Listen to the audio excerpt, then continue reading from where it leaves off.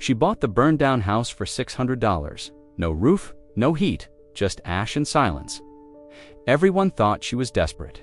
Maybe she was. But when Rachel found the sealed chimney, everything changed. Inside, a doll wrapped in velvet, a half-burned ledger, and a letter never sent. Her daughter stopped speaking. Strange rain fell silver, and whispers of a forgotten bank fire from 1931 began to rise from the walls. This isn't just a story about a ruined house. It's about a mother, a mystery, and a decision no one expected. What would you do if the past left treasure in your hands and a warning in your walls? Before we continue with this story, make sure to subscribe to the channel, as we have a special story that'll be released soon. Rachel didn't plan to be at the city hall that morning. She had come to file a name change for her daughter's school records, nothing more. But the line was long, the air inside stale, and the folding chair beside the community bulletin board gave her a place to rest. That's where she saw it. A white sheet of paper, laminated badly and curling at the corners. Taped beneath a notice for flu shots and a missing cat. Municipal tax auction. Abandoned property, minimum. Final date, November 3rd, 9 a.m. A list of addresses followed, most with bold lines drawn through them. All except one, 103 Millstone Lane. She stared at the address for a moment, something about it catching her attention. Not because she knew the street, but because of what was written in small print beneath it: former residence. Structure fire, condemned. Sold Aussies, $600 owed in back taxes. Her first thought was that it had to be a mistake. She reread the paper slowly. Then again, a house any house for $600 didn't exist, not unless it came with warning signs, lawsuits, or worse. But she took out her phone and typed the address anyway. The first photo that came up made her stomach flip. It was charred black at the top, with a roof completely caved in and boards nailed across every window. Police tape still clung to one corner. The front porch was barely standing, but behind the damage, behind the soot and the dead vines and the collapsed beams, she saw something that surprised her. The outline of what had once been beautiful. Rachel didn't tell anyone she was going to the auction. There was no point. Her mother would have told her she was crazy. Her ex would have laughed. And the few friends who still answered her texts would just sent her links to Craigslist apartments with rusted sinks and carpet that looked like spilled tea. So she went alone, sitting in the second row of plastic chairs in a room that smelled like old coffee and printer toner. There were 7 people in the room. 4 of them worked there. A clerk with a headset and a fraying manila folder went down the list quickly. Each address was met with silence. Bidding started at the back tax amount. Nothing. One man raised his hand on a property in the industrial zone. 2 people got up and left before the halfway point. When the clerk reached the final listing, he paused and looked around the room. 103 Millstone Lane, he said flatly, opening at $600. Structure was condemned in February following a total loss fire. Buyer assumes all risk and responsibility. Is there interest? No one moved. Rachel's heart thudded in her chest. She hadn't planned anything. She wasn't even sure if she could afford the liability. But the room was so quiet and the moment so strange that her hand moved before her brain had the chance to stop it. She raised her arm. The clerk blinked. We have $600 from bidder number 12. She hadn't known she was bidder. Number 12. Until then, any other offers? Still nothing. The Gavola rubber one, not wouldn't hit the table. Sold for $600 to bidder 12. The receipt was printed before she stood up. She paid in cash. The bills folded inside a torn envelope she had used to store grocery money. It took less than 2 minutes. No background check, no long explanation. Just a stamped deed, a signature, and a look from the clerk that lingered. Too long to be polite.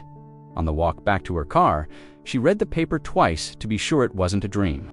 She now owned a house, or what was left of one. The car heater was broken and the wind had picked up, but Rachel sat in the parking lot staring at the deed for a long time, hands trembling in her lap. She'd bought a burned-down house for $600, and she hadn't even seen it in person. The smell hit her before she even stepped out of the car. It was faint but distinct burned wood, mold, and something older, like time that had rotted under the weight of weather. Rachel parked at the end of the cracked driveway, tires crunching. over broken glass and bits of gravel that hadn't seen a broom in years. The house stood at the top of a small hill, surrounded by trees whose leaves had already given up for the season. Bare branches creaked in the wind. A faded mailbox hung, open on a leaning post, its flag snapped clean off. She climbed out slowly. The ground was soft in places, muddy where rain had pooled around the foundation. Her boots sank half an inch with every step. There were no neighboring houses in sight, just forest and the hollow sound of wind moving through brittle branches. Rachel walked toward the structure, stopping at what used to be the front walkway. Most of the paving stones were missing. The few that remained were scorched or sunken beneath blackened earth. Her hands stayed in her coat pockets, fingers curled around the edge of the deed like it might, somehow, protect her from the reality in front of her. The house was worse than the photos. It wasn't just burned, it was skeletal, where a roof had once been. There was only sky. Charred beams jutted up like ribs, blackened and split. One side of the structure had collapsed entirely, the wall having given in to rot and gravity. A twisted gutter hung from a corner like a rope, swaying with every gust. She could see into the interior from where she stood. Floorboards sagged. The staircase was missing steps. There were no doors, just empty frames leading to nothing but shadow and broken walls. Rachel took a cautious step forward. The front porch groaned beneath her weight, the boards soft and damp. She tested each one before moving. There was still yellow caution tape stretched across what remained of the doorway. Its plastic, fluttering in the wind, faded to a pale cream color. She ducked under it. Inside, the air was thick with soot. Ash coated every surface. The floor was littered with debris plaster, broken glass, splinters, and what looked like melted plastic. Rachel moved carefully, her footsteps muffled by the grime. Walls were stripped down to charred studs in places, while others still bore the ghosts of wallpaper patterns. Faded blue roses curling at the edges like dried petals. A collapsed beam had fallen through the kitchen ceiling, splitting the room in two. Burned tiles crunched underfoot. The refrigerator was still standing, rusted and sealed shut by heat.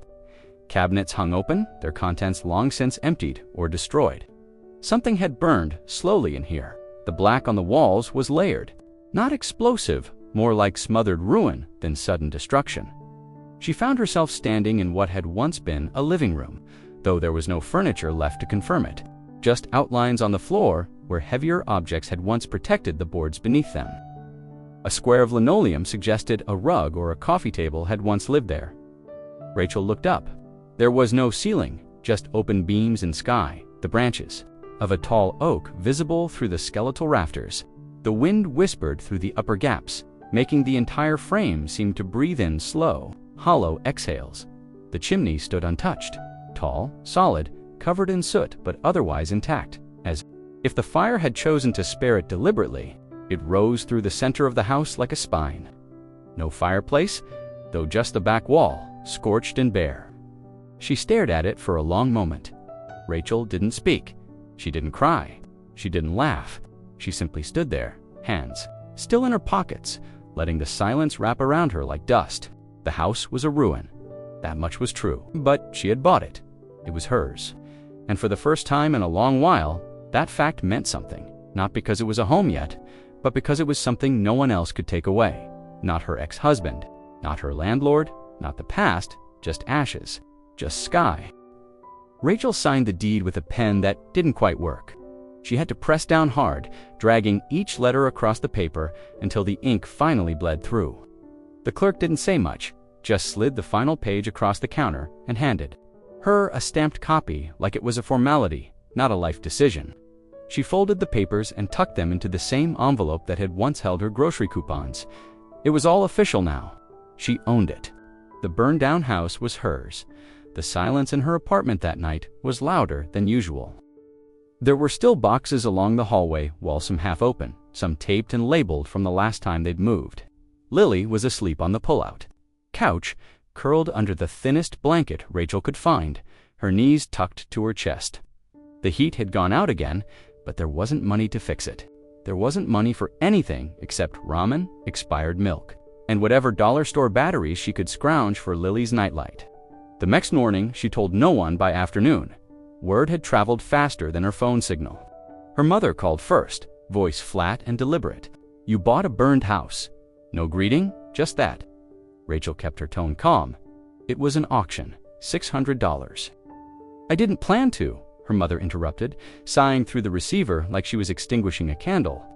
"Rachel, for God's sake, do you want Lily growing up thinking this is normal? Living in a pile of soot? You couldn't have waited. Looked for something real." Rachel said nothing. Later that evening, her ex-husband texted a string of half-jokes and one-line jabs. "So when's the haunted housewarming? Hope you bought fire insurance this time. Bet that place smells great." She didn't. Replied he hadn't paid child support in 4 months, but still found time to send emo JIS. By the third day. It had become something people talked about at the school pickup line. Parents whispered while pretending to wave. A neighbor from her old building, Cheryl, left a voicemail that started kind and dissolved into concern, disguised as superiority. "I'm just worried about you, sweetie. I mean, a burned house? What are you even going to do with it? Are you safe? Is Lily?" Rachel listened once, then deleted it. She didn't blame them, not really. From the outside, it looked reckless. Desperate, maybe it was. But no one had seen the letter from the landlord that came 2 weeks early, the one that gave them 12 days to leave. No one had seen the empty fridge. No one had seen Lily pretending not to hear when the neighbor yelled through the paper-thin walls about late rent and garbage smells. No one had seen the way Rachel had folded the eviction notice so small it could fit in her palm, as if size might shrink the consequences. The truth was simpler than anyone assumed. They had nowhere else to go. Shelters were full. The waiting list for housing assistance was long, and the woman behind the counter at the office just said, "Keep checking back." The classifieds were a graveyard of dead ends, apartments that needed credit scores she didn't have, jobs that paid in tips, shared rooms with strangers who wanted first, last, and a background check. She'd made $50 that week delivering food in her car with no working heat. That wouldn't cover a single night in a motel. But $600 for a property? A physical address? A place no matter how broken that was legally hers? That was a different kind of survival. It was a bad deal, maybe, but it was a deal, and no one could take it back. The house didn't have walls, or plumbing, or heat, but it had an intact lot number. It had an address she could use to enroll Lily in school again. It had enough space for sleeping bags, and no one could raise the rent. No one could unlock the door and tell them to leave. Even if there was no door to begin with, Rachel stood in the charred entryway 3 days after signing, wind curling around her ankles, and whispered aloud what she hadn't yet dared to say, "This is ours." The first night they tried to sleep inside, Rachel made it as far as lying down before the cold found her ribs. The sleeping bags helped, but the floor had soaked in years of moisture and ash. Every breath felt damp. Wind blew straight through the open rafters, whistling across the room like it had nowhere else to go. Somewhere above them, the wooden frame creaked with the sound of fatigue, structure long past its ability to hold itself together. She didn't say anything to Lily. She just sat up slowly, brushing ash from her sleeves, and whispered, "Let's sleep in the car tonight." Lily didn't ask questions. She didn't look disappointed. She just nodded, clutching her stuffed cat in one hand, her jacket in the other. They gathered the sleeping bags and carried them to the car in silence. It was easier that way. It was old and narrow, with one back window that didn't roll all the way up. Rachel shoved a rolled towel into the gap to keep the wind out. The seats didn't fold completely flat, but if she angled herself just right, she could lie on her side without her knees touching the gear shift. Lily curled up on the other side, legs tucked tight, blanket pulled over her head. The windshield fogged quickly. Rachel cracked the front window slightly to let the moisture out, but it just let in more of the cold. Her breath came in puffs. She turned the key once, just enough to power the radio. Static at first, then a soft jazz station, the kind that played between midnight and sunrise. When no one was really listening, it rained that night. Not heavy, not dramatic. Just a quiet, consistent patter that tapped across the metal roof and ran in thin streams down the glass. Rachel watched it gather at the corners of the windshield, forming little rivers that clung for a moment before sliding out of view. The kind of rain that made you feel far away from everything. The kind that made silence feel deeper. They stayed like that for hours. Somewhere in the dark, raccoons skittered across the porch. She heard them sharp claws on wood, the soft scrape of something being dragged. At one point, she thought she saw eyes flash in the glow of the dashboard, but they kept their distance. Creatures of habit. She respected that. Lily shifted occasionally, but didn't speak. Once, around to a .m, she whispered, "Mom?" and Rachel responded immediately, "Yeah, baby," but Lily didn't say anything else, just moved a little closer. The stuffed cat pressed between them and was quiet again. Rachel didn't press her. Sometimes silence was safer than questions. The second night was colder. The third, colder still.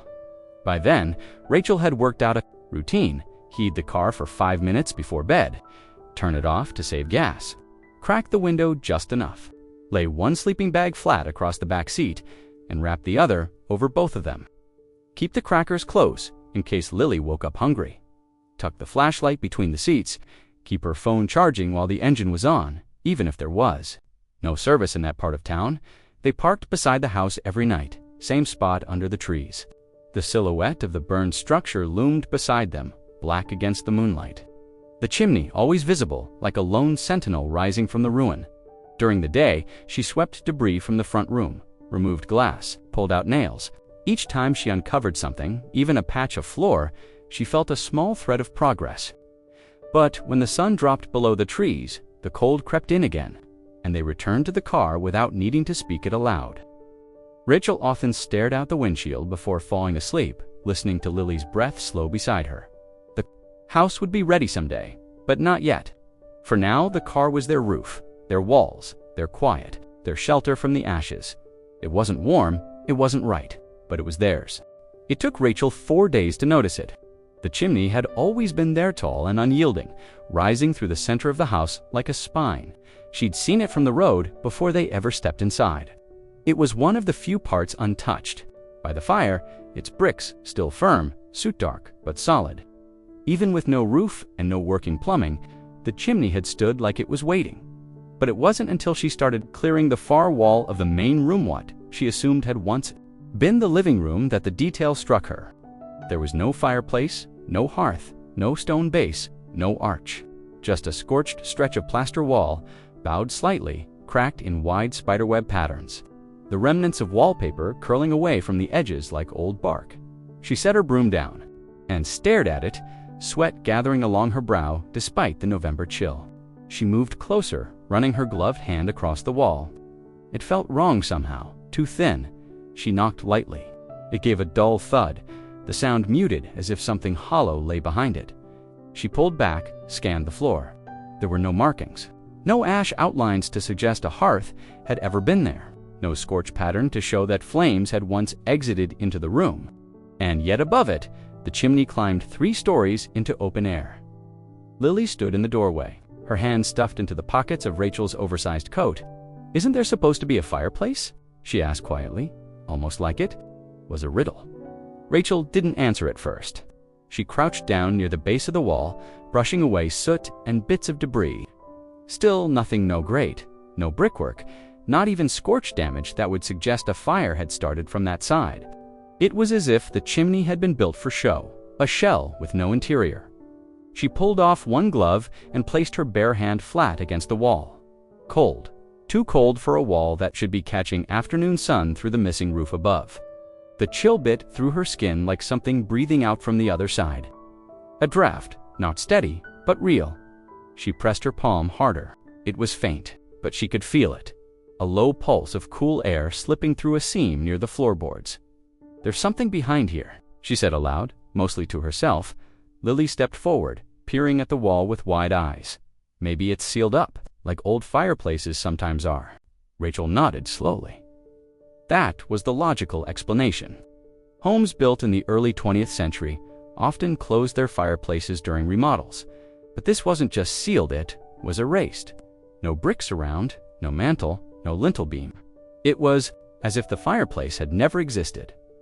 Later that night, she pulled out the original property records she'd found in a city archive folder.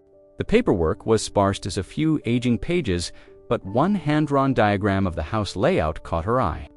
There, in faint pencil, a square labeled hearth drawn directly where the wall now stood, but it had been crossed out. A faint line etched across the square with initials she couldn't read. No date, no note. Rachel leaned back in her chair, the car's dome light flickering above her. Lily had already fallen asleep in the back seat, curled against the window. Outside, the burned house loomed silent. She looked back at the drawing. That hearth had been part of the original plan, but someone had removed it completely. Not just filled it in, but hidden it, masked its presence until even the history books barely mentioned it. The chimney was intact. The fire had spared it. Yet inside, nothing matched, and something about a chimney that had no place to breathe made her feel like it hadn't just survived the fire, it had watched it happen. Rachel had been avoiding the basement. The stairs leading down were narrow and warped, still blackened from smoke. A handrail had once run along the wall, but it was gone, now just rusted brackets and cracked plaster where it had been torn loose. Every time she passed the doorway to the cellar, her stomach tightened. It wasn't fear, not exactly. More like the kind of instinct that tells you some things don't want to be disturbed, but by the end of the second week, she had run out of space to clean upstairs. The front room was as swept as it would get. The bathroom was stripped down, 2 rusted pipes and mold-stained tile. And the kitchen still smelled like melted linoleum and dust. So she found a headlamp in a box of old tools, wrapped a scarf over her mouth, and started down the stairs. The air grew colder with each step. It was the kind of cold that didn't come from winter, but from years of being shut away from sun. The last 3 steps groaned beneath her weight, and her boots sank slightly into damp earth as she reached the bottom. There wasn't a proper floor, just packed dirt, dark and uneven. The ceiling was low, with thick wooden beams so close to her head that she had to duck. She swept her light across the room slowly. It wasn't a large space, maybe 15 feet wide, with a rusted utility sink in one corner and a broken shelf leaning against the far wall. The remnants of an old furnace sat rusting in the center, its shell cracked open like a discarded insect. Soot coated everything. Cobwebs trembled in the corners. She started with the pile of debris beneath the shelf-burned wood. A melted paint can, crumbled bits of drywall. Most of it turned to dust when touched.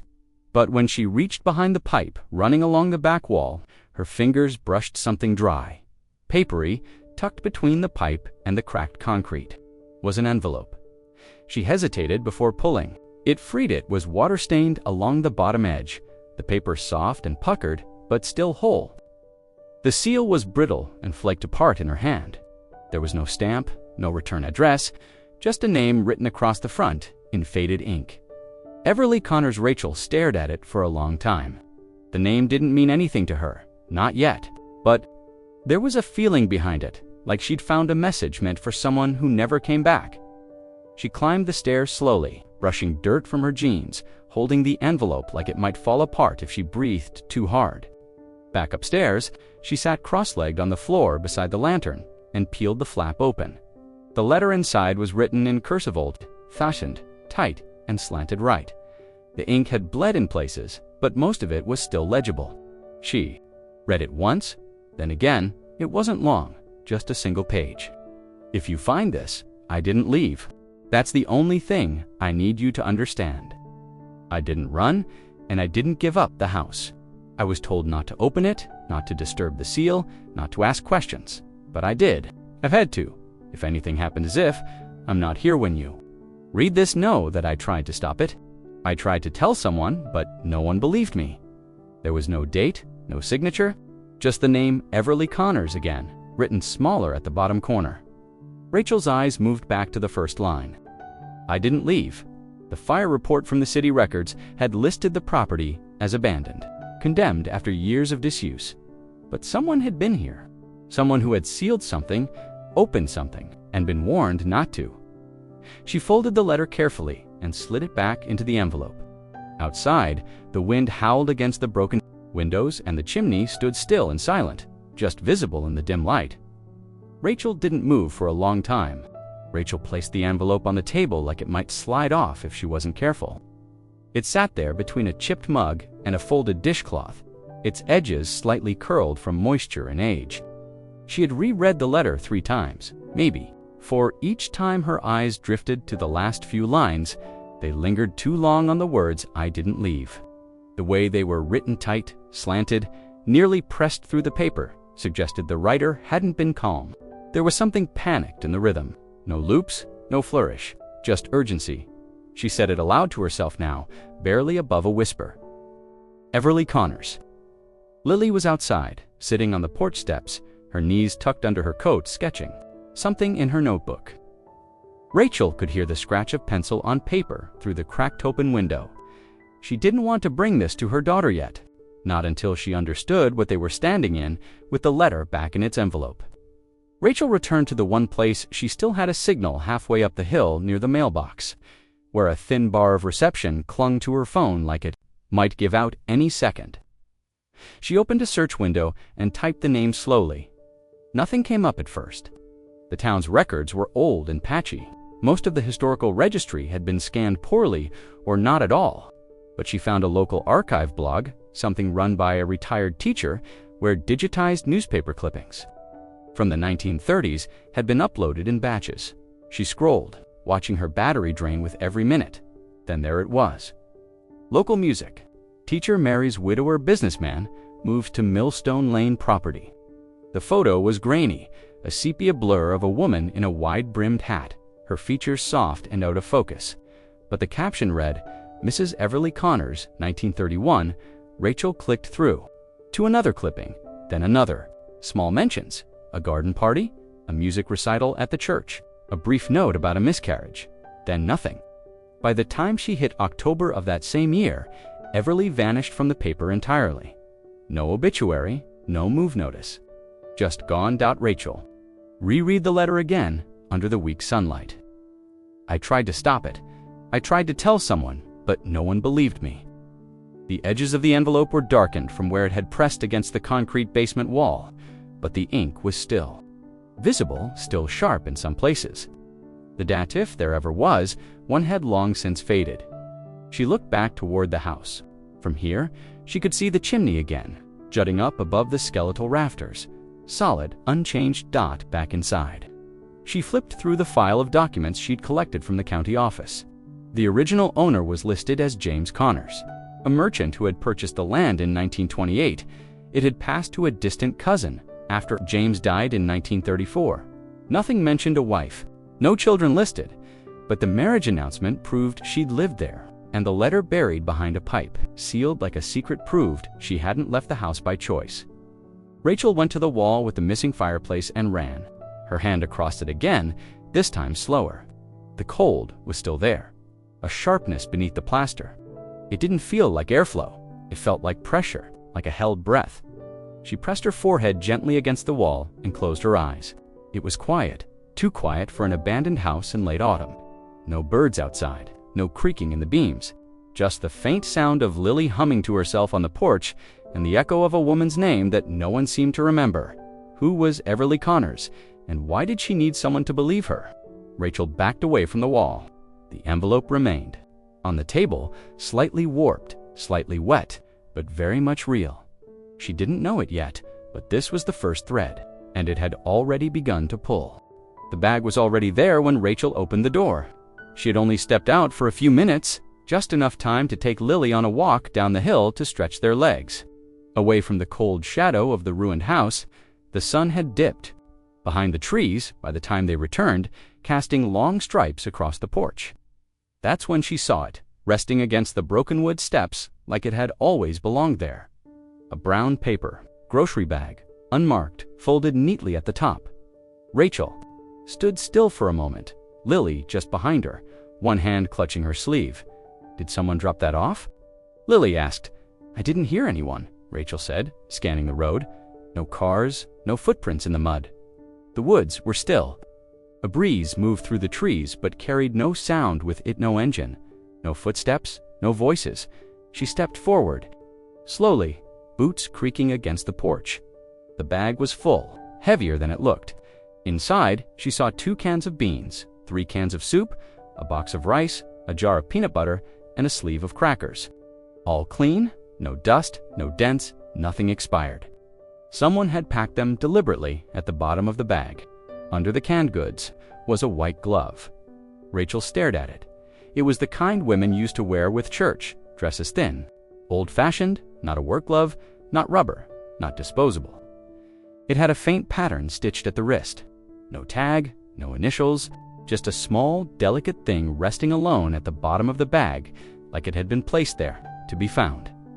Rachel didn't say anything. She carried the bag inside and placed it on the counter that still leaned slightly from the fire's damage.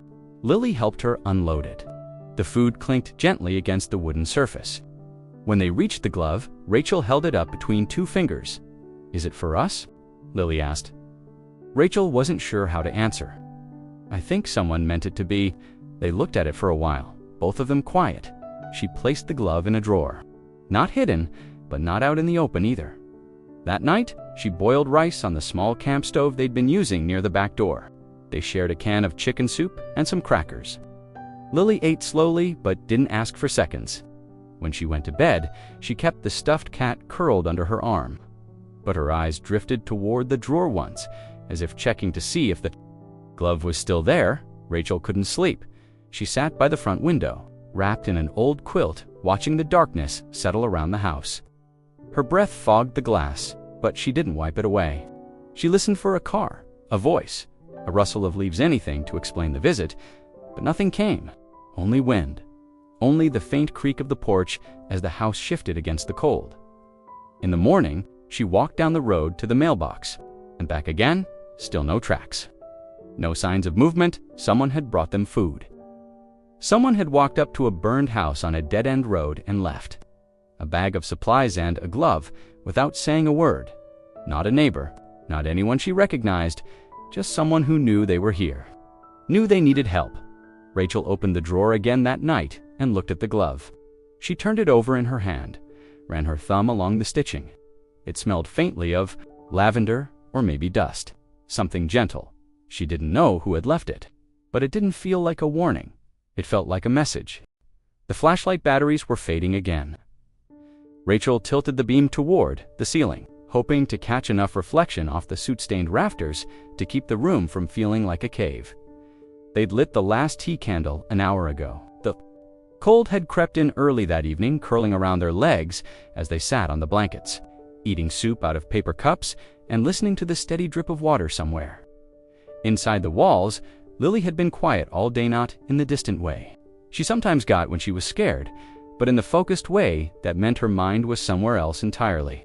She'd barely touched her food, not out of sadness, but distraction. Rachel didn't push. Her daughter had her notebook open and was hunched over it, in her usual posture, knees drawn up, elbows resting on them, pencil moving steadily across the page. She hadn't looked up in nearly an hour. It was late when Rachel finally leaned over. "Time for bed soon, sweetheart." Lily didn't answer. Her pencil kept moving. Rachel waited, then added more softly, "Just a few more minutes." Lily nodded, eyes still locked on the page.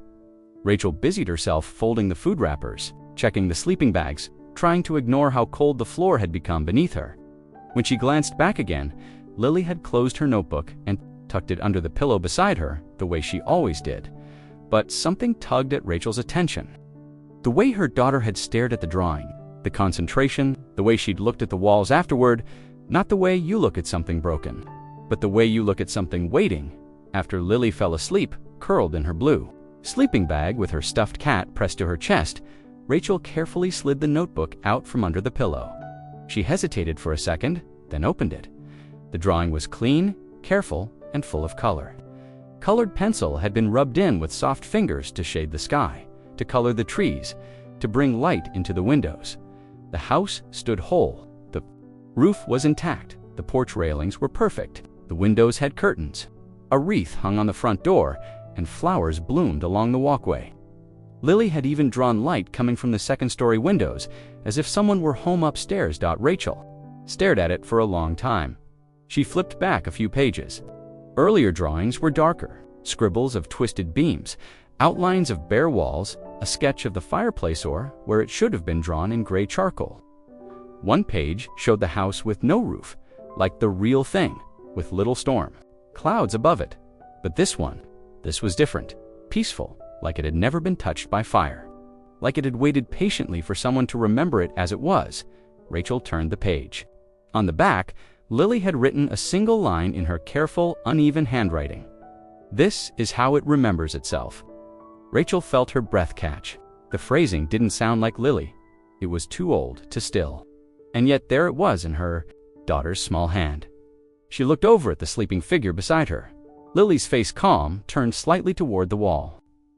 The chimney stood just behind her, a silent shadow in the room, watching Rachel close the notebook gently and slid it back beneath the pillow. Outside, wind moved through the trees, brushing against the broken windows in long, slow breaths. The house creaked once, not from strain, but from settling. Rachel lay awake long after that, watching the outline of the rafters above her, remembering the drawing's colors, remembering the way the flowers had leaned toward the light, and wondering what it meant to live in a place that remembered itself more clearly than anyone else ever had. It began in the early morning, before the sky had fully turned gray. The kind of rain that didn't come with warning, no thunder, no lightning, no shift in air pressure, just a quiet rhythm on the windshield of the car where Rachel had fallen, asleep curled against the steering wheel. Lily was still bundled in the back seat, arms wrapped around her stuffed cat, the blanket pulled up to her ears. The house loomed behind them, blurred by the rain. Rachel rubbed the sleep from her eyes and stepped out onto the wet ground. Mud clung to her boots. She wrapped her coat tighter and made her way up the steps, careful not to slip. Rain ran down the porch rail, collecting in shallow grooves where paint had long since peeled away. She pushed the front door open and was met with the usual cold breath of the interior, earthy, burned, still. But there was something new, a sound she hadn't heard before. It wasn't the roof dripping. That had become familiar, a soft, scattered tapping that fell through the exposed rafters like a metronome. This was slower, deeper, almost deliberate, like thick drops falling into something shallow. She followed the noise toward the back of the house. The kitchen had never felt welcoming. It still held the stink of melted plastic and old wiring. But today, it felt heavier. The air hung thick with moisture, and as she stepped inside, the sound became clear. Plop, plop. Plopped out, her eyes followed the sound upward. The chimney dotted pierced through the ceiling cleanly. Untouched by the fire, its red brick still solid where the rest of the structure had failed. Water was coming from the center right where a flue should have been, but this wasn't rainwater. The first drop landed on the counter, and she moved closer. It was dark. Not muddy, not sooty. Thick, almost sticky. The second drop hit the tile and left behind a smear the color of tar. Rachel leaned forward, watching as another fell, slow and deliberate, leaving a trail down the chipped wall tile. She touched it. With the tip of her finger, it clung to her skin, viscous, black, and cold dot. She wiped it on her jeans.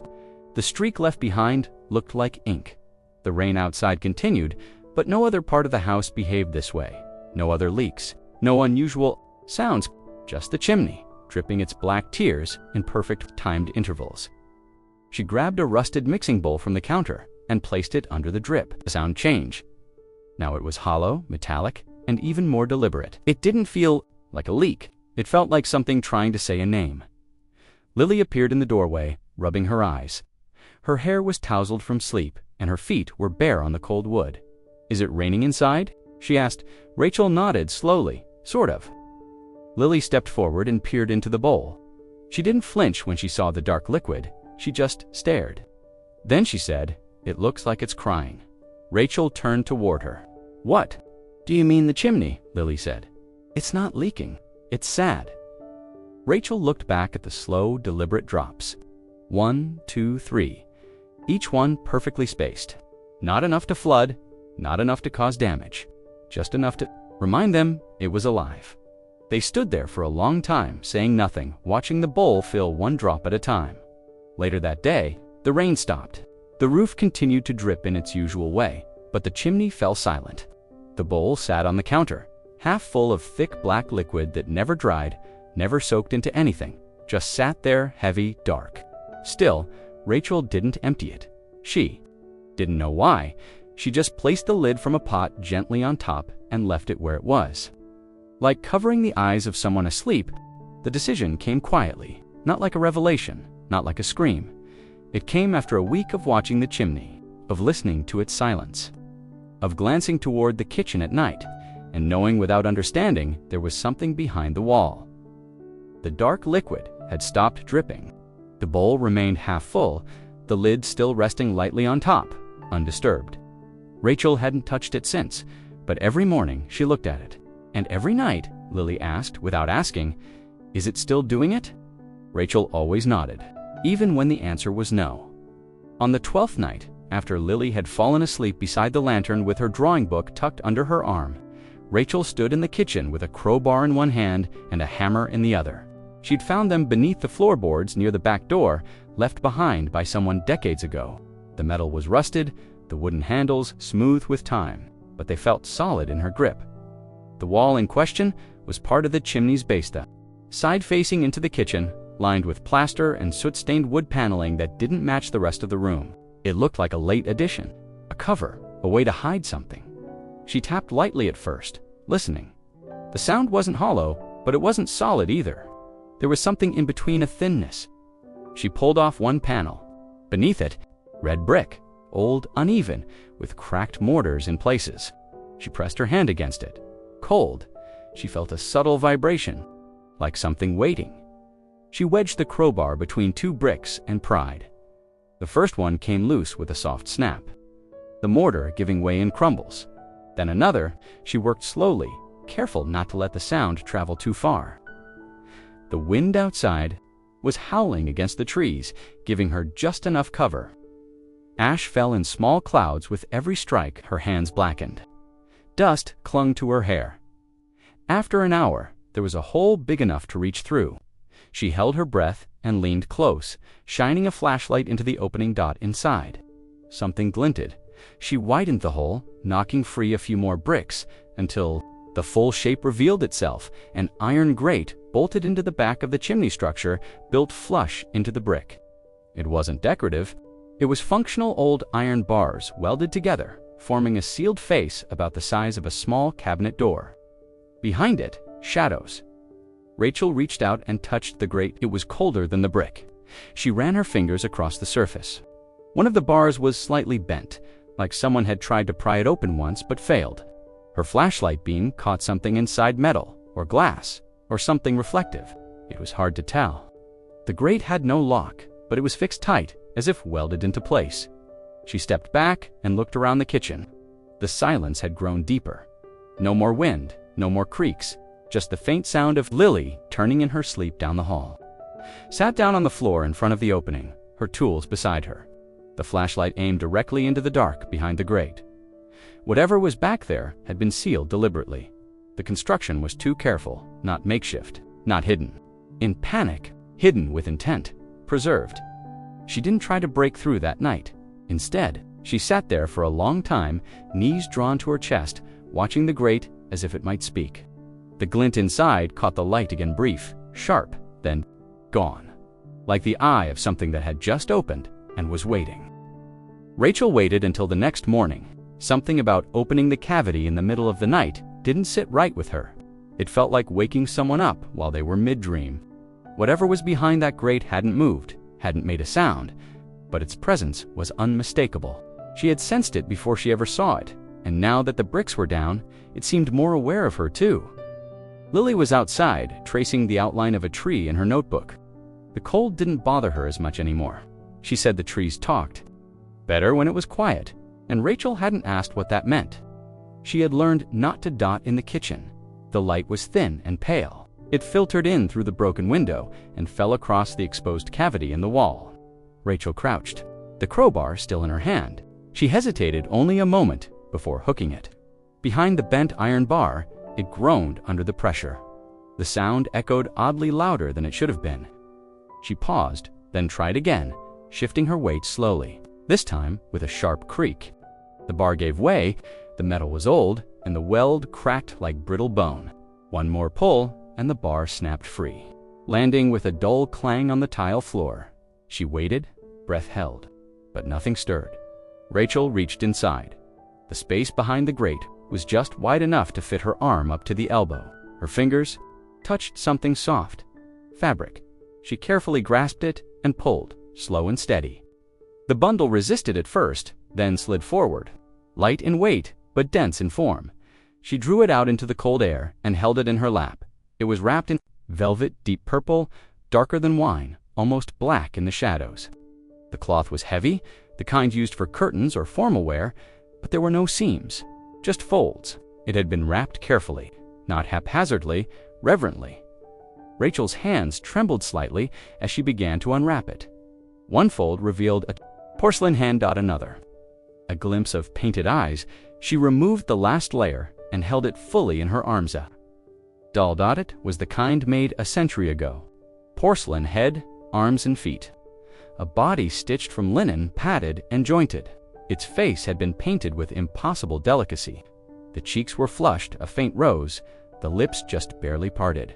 Glass eyes, pale blue, stared upward wide, open but not lifeless. Its hair was made of something that felt real. Not yarn, not synthetic. Real strands, faded blonde, curled softly beneath a velvet bonnet that matched the wrapping. The dress was stitched with tiny buttons and a faded lace collar. Its thread yellowed but not decayed. Time had barely touched it. Rachel ran her thumb gently across the doll's hand. Its expression didn't change, but something shifted in the air, barely perceptible. A silence that grew too quiet, a stillness that didn't belong. The wrapping cloth held a faint scent. Lavender and old cedar, like something kept in a chest for generations. She looked around the kitchen. The wind outside had picked up again. It pressed against the broken window, but didn't make it through. Rachel didn't know what she expected. A journal, jewelry, some sign of value or confession. But instead, she held this doll, perfectly preserved, perfectly dressed, perfectly hidden. She lifted it to eye level.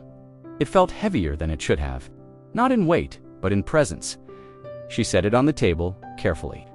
The velvet cloth still beneath it, like a cushion. Lily stepped inside then, wiping her hands on her coat. She stopped when she saw the doll. "Who is she?" Lily asked. Without any hint of surprise, Rachel looked at her daughter, then back at the doll. "I don't know," she said softly, "but someone wanted her to be safe." Lily walked forward slowly, looked the doll in the eyes, and whispered, "She's still." Listening, Rachel didn't ask how she knew. She didn't have to. It was only after she cleared the rest of the debris behind the chimney wall that she noticed the second object. The doll had been cradled in the cavity, placed so carefully it had seemed like the only thing there. But now, with the velvet cloth folded aside and the flashlight casting its beam deeper into the crevice, Rachel saw something flat wedged behind the lower brick's breast, tight against the back. She reached in again, fingertips brushing what felt like brittle paper. It took a few careful tugs before it came free. A ledger, or what was left of one. Its corners were blackened, the edges curled and fragile. The cover had once been leather, but now it flaked like ash under her touch. The top right corner had been burned through entirely, and a jagged scorch line trailed diagonally across the front. The spine cracked when she opened it. Inside, the pages were stained, some stuck together, others missing completely. But enough. Remained to see what it had been. Lines, columns, names, amounts, dates. That stretched back more than a century. Rachel turned the pages slowly, careful not to let any tear. The handwriting was sharp, angled, written in ink that had faded to a dark brown. Names were listed on the left, numbers to the right. Some pages had notes in the margins, short words like paid, delivered, or promised. Most were dated between 1903 and 1909. There were no explanations, just line after line, like an account book kept in secret. She paused on one entry that looked familiar. Everly Connors, the same name from the letter. She'd found behind the pipe in the basement, next to her name, $50. No note, no mark of being paid. Just a figure circled lightly. Rachel flipped forward. The handwriting changed halfway through, still in ink, but slightly shakier, like written by an older hand or in haste. The names became less frequent, and one page had a large X drawn through it. After that, the entries stopped. The remaining pages were blank, except for a faint ring of soot at the top edges. She set the ledger on the table next to the doll. The two objects didn't belong together, but they had been sealed behind the same grate, preserved the same way. And they told different stories, one quiet, one cold. She turned to the front page again. It wasn't a formal title, just a scrawled line at the top. Ledgers for M.E., not for town. She traced her finger over the initials M.E., There was no surname, no date, no explanation. Outside, the wind rattled the loose gutter. The house groaned softly, as if adjusting its weight. Rachel pulled her coat tighter and sat down. She stared. At the list, the names felt oddly intimate, even though they meant nothing yet. They were personal in their specificity. Della Withrow, Thomas Beecham, Judith Crowley, F. Dentonand. Each name carried a dollar amount beside it, ranging from small sums to large ones. No reason why. No goods listed, just numbers. And then, she saw it. A name circled twice. Eleanor Farley, $0, no note. No explanation, just a name at the bottom of a page, written more carefully than the others. And beside it, nothing owed, or nothing paid. She wasn't sure which dot. Rachel closed the ledger gently. There were too many questions now, stacked one on top of the other. Who were these people? Why was money exchanged? And why had the ledger been hidden with the dollars? If both were dangerous to leave behind, the wind shifted again. This time, she heard something faint from the direction of the chimney. Not a voice, not a knock, just the sound of settling brick.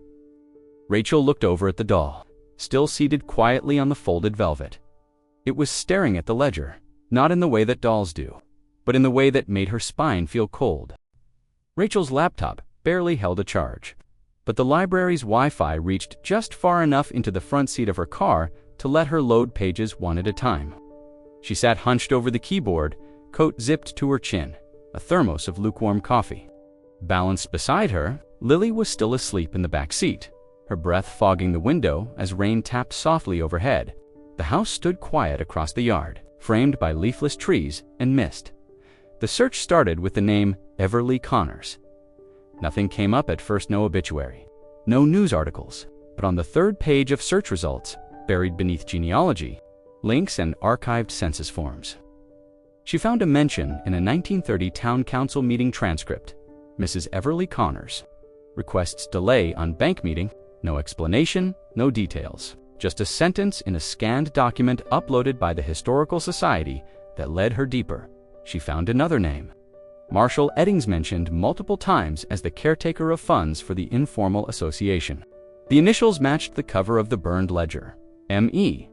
Another hour of digging uncovered a forgotten newspaper article, scanned in low resolution, a small blurb from the local paper dated July 18, 1931.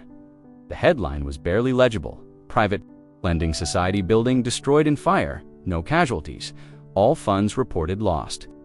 The article was brief.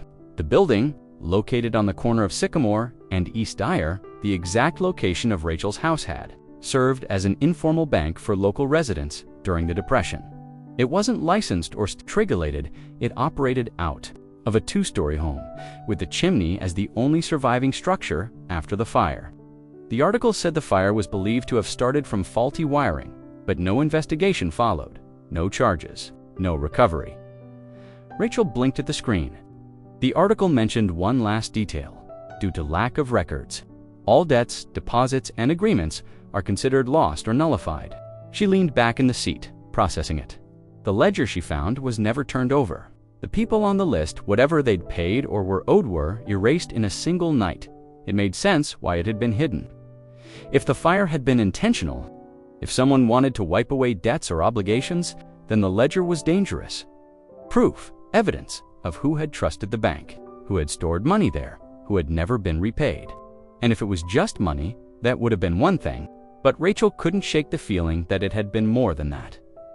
She reread the article and stared at one sentence. Again, all funds reported lost. Reported by who? She closed the laptop and looked through the windshield at the chimney rising from her burned house. It was the only part of the structure that had survived in 1951, and it had survived again through the more recent fire. Intact, watching, rating. Lily stirred in the back seat. Rachel turned. "Hey, sweetheart," she said gently. "You awake?" Lily sat up slowly, rubbing her eyes. "I heard you typing. I was looking up the house," Rachel said. "It used to be a bank, a private one, a long time ago." Lily nodded once, then turned to look at the chimney. "Still is," she said softly. Rachel's chest tightened. "What do you mean?" Lily didn't answer right away. She traced a circle on the fogged glass with her finger. It remembers what people gave, she said finally. And what they didn't get back. Rachel stared at her daughter, unsure how to respond. The words felt too old for her voice, too knowing. Later that morning, Rachel walked the perimeter of the house again, looking at the shape of it not just as a ruin, but as what it had once been. A place where people brought something they valued. Maybe money, maybe more. And somewhere, maybe still inside that chimney, something had held on to it all. It happened as Rachel turned the fragile pages of the ledger again, her fingers brushing lightly across the scorched paper. She had moved the doll back onto the velvet cloth. The rain had eased, and the house was unusually quiet. The silence felt different, not empty, but waiting. When she opened the back cover of the ledger, photo strip, for black and white frames printed on glossy paper, aged yellow at the edges, but still intact. The top of the strip read Everview Arcade -5 PHOTO booth in tiny, elegant type. Rachel squinted at the images. Each one was narrow, tightly framed, like every old booth picture she remembered from her childhood. But the woman inside was unmistakably not from her time. She wore a dark coat with a wide collar and a matching hat pinned just above her curled hair. Gloves covered her hands, soft white ones, the kind worn for church or formal visits. Her face was serious, but not unfriendly. She had a strength to her expression, a kind of steadiness that didn't quite smile, but wasn't cold either, and in her arms, wrapped in both gloved hands, was the doll. The very same one Rachel had pulled from the chimney. It wasn't just similar, it was identical. Same lace collar, same tiny buttons on the dress, same velvet bonnet. Rachel turned the strip slightly, letting the light catch the gloss dot in the second frame. The woman tilted the doll toward the camera. She wanted to document it, as if whoever received the strip needed to know it was real. In the third frame, the woman's eyes shifted upward, not toward the lens, but toward something out of frame. Her expression darkened, just slightly, barely noticeable. Unless you were looking for it. The fourth and final frame was different. She was no longer facing forward. Her head was turned over her left shoulder, looking behind her. Her lips were parted, eyes wide. Not in surprise, but something closer to awareness. Something like she had just remembered she wasn't alone. Rachel held the photo in both hands, heart thudding gently beneath her ribs. She looked at the doll on the counter. Its head rested at a slight tilt, the eyes fixed forward, blank as ever. She turned the photo strip over dot in pencil. Faint and nearly rubbed away, someone had written 2 words. For record, no name, no date. Rachel sat down slowly at the table, placing the strip next to the ledger and the bowl that still held the dark, tar-like liquid from the chimney. All 3 objects seemed to belong together now, threads from the same story that was unraveling in reverse. She stared at the woman's face again, frame by frame, trying to read something more. A plea maybe, a warning, a handover of something that was never meant to be buried. Lily appeared in the doorway. "You found more?" she asked, her voice quiet. Rachel nodded and showed her the photo. Lily looked at it carefully, eyes lingering. "On the last frame, she saw it too," she said. Rachel glanced at her. "Saw what?" Lily didn't answer. She just touched the photo gently with her fingertips, then moved to the corner of the kitchen and began drawing again, this time. Not the house, but something else. A window, a figure in a hat, the glass. Rachel looked back at the woman in the photo, the way her body had turned, the way her eyes weren't looking at the camera anymore. Something had been with her in that booth, and whatever it was, it hadn't left. The request took 2 weeks to process. Rachel had sent it off using the library printer, sealing the envelope with the last of the tape she could find in the glove compartment. She didn't expect much. Records from nearly a century ago were often incomplete, misfiled, or destroyed. But the house's more recent fire, the one that had left it in ruins just months before she bought it, should have had a paper trail, a report, something she didn't tell Lily. She didn't want to add to the weight already settling around them. The days were growing shorter. The cold had crept through the car windows more quickly now, forcing them to move a cot into the only room that still had 3 walls and a patched roof. Each morning, Rachel swept away ash that seemed to fall from nowhere. Not fresh ash, not smoke, just a fine, dark dust that collected in corners like it remembered where the fire had been. When the envelope arrived, it had no return address, just her name, handwritten in ballpoint pen. and a single sheet of folded paper inside dot at the top. County Fire Marshal Report Case, 223-11-7.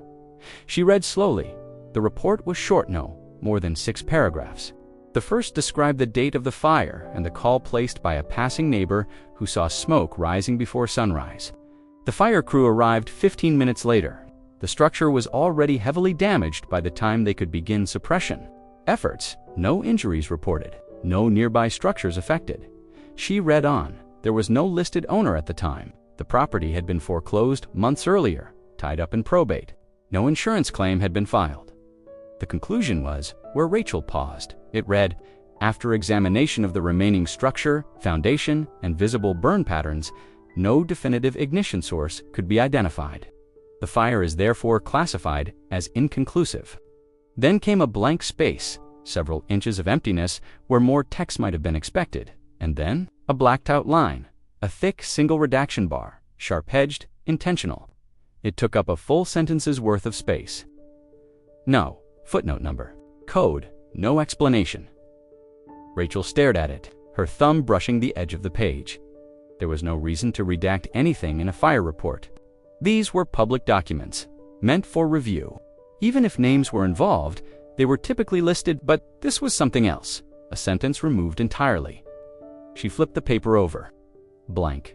She read the report again, slower this time. The phrasing struck her as odd, detached, clinical, but almost vague in places. She scanned for any clues in the margins. None. The only writing was a faint imprint near the fold, as if someone had pressed hard while filling something out beneath it. She tilted it toward the light and could make out the impression of a single letter, a C, possibly, or maybe a G. It wasn't clear. She looked out the window, toward the chimney, still standing, as it always had. It never leaned, never cracked. The same bricks that had survived in 1931 had survived again. Rachel turned back to the report.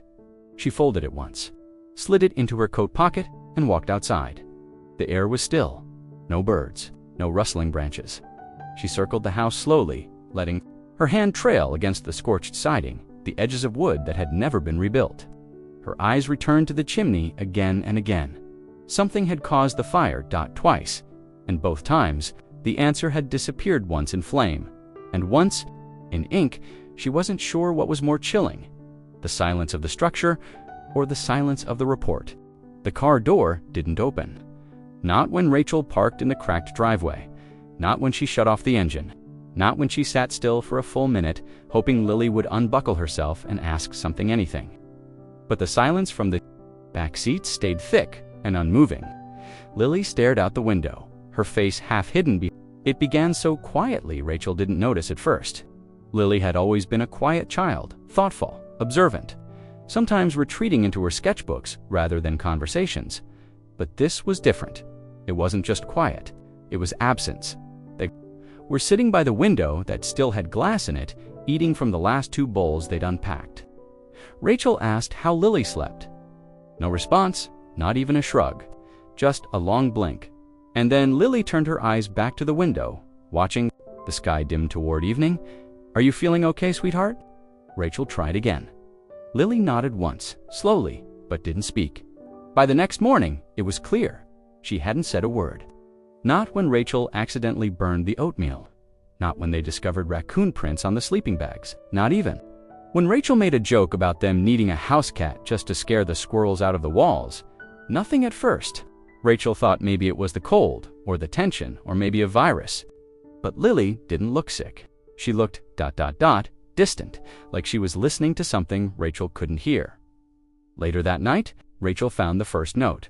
It was a small, torn piece of paper, folded once, placed carefully inside the cavity of the chimney wall, the same space they had unearthed weeks earlier. It wasn't tucked or hidden, just gently set where the doll used to be. Like an offering. Rachel hesitated before opening it. In Lily's familiar handwriting, it read, "It's safer if I don't talk right now." No explanation, no signature. Rachel didn't ask right away. She knew not to push. Instead, she watched. She started leaving extra sheets of paper on the corner table, a pencil beside them. Lily used them not often, and never when asked. But Rachel would find notes left folded.